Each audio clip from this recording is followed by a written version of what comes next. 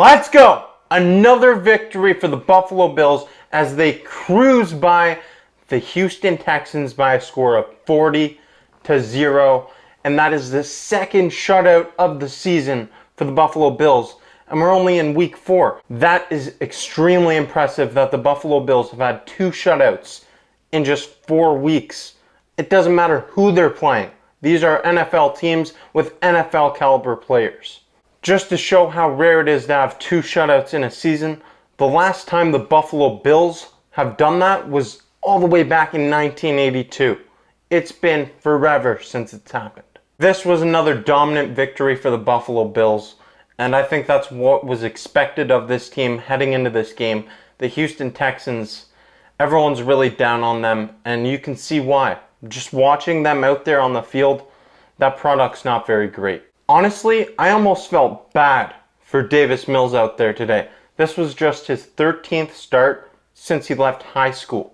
That's crazy. And the kid's just 22 years old.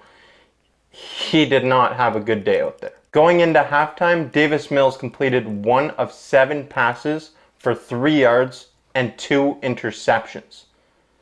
It got a bit better for Davis Mills in the second half, but they still didn't score any points. The stat line was ugly for Davis Mills all around today.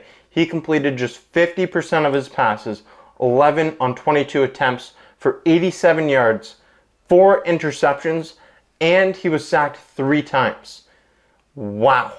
That was a phenomenal outing from the Buffalo Bills defense today with another shutout. Anytime you can do that against an NFL team, that's a great accomplishment, and that's something you can build on, and the Bills are going to need to do that heading against a much more difficult opponent in the Kansas City Chiefs this next week. Although Josh Allen didn't really shine and stand out in this game, it was a rather pedestrian outing for Josh Allen.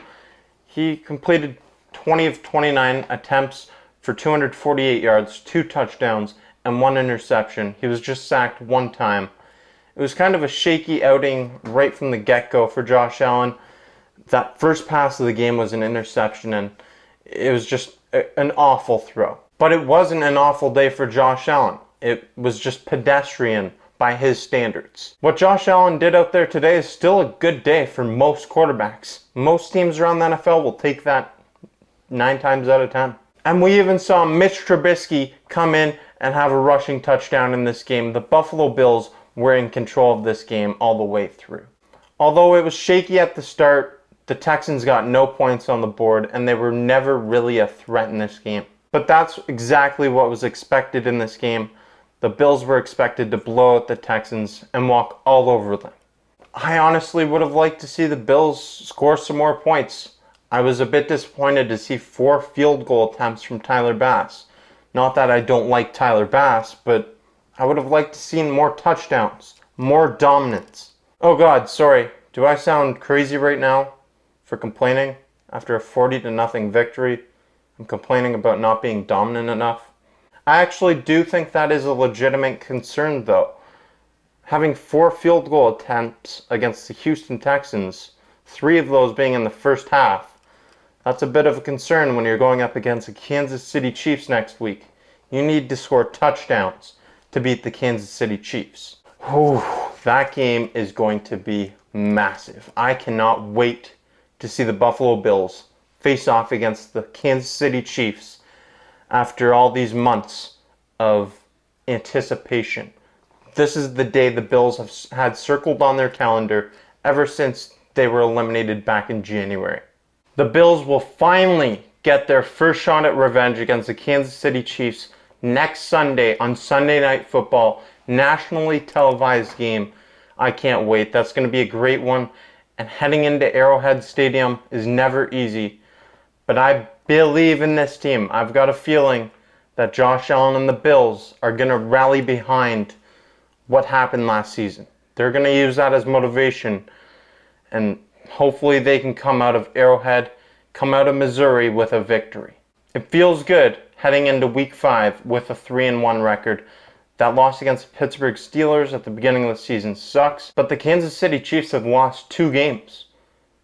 Every game counts. The Buffalo Bills could very well be competing for the #1 seed in the AFC by the end of the season. That's why this next game against the Kansas City Chiefs is going to be so pivotal. You really want that home field advantage in the playoffs. That was a goal of this team coming into this season, and the Buffalo Bills have an opportunity to build towards that next Sunday. I'm thrilled about the victory today against the Houston Texans. 40-0. It felt good. A bit of a revenge game. This is the first time we've seen the Texans since that 2019 wildcard disappointment. But we're on to bigger things.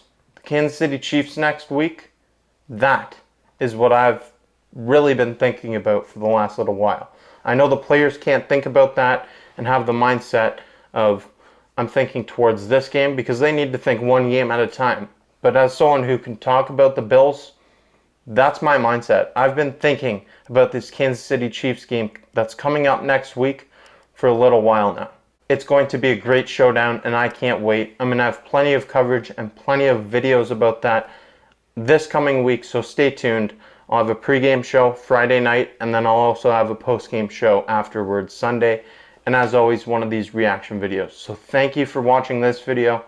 And until next time, I'm your guy, Jake. Let's go, Buffalo! Woo!